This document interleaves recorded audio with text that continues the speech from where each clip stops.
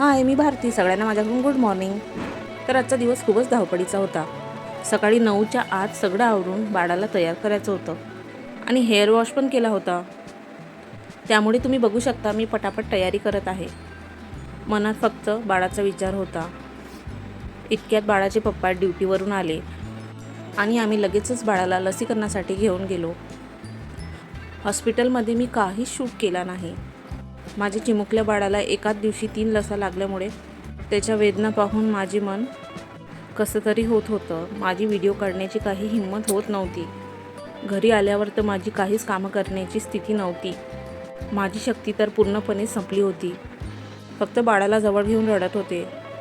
त्यावेळी माझ्या पतीने माझ्या बाळाला पाहिले आणि ते पण खूप भावूक झाले.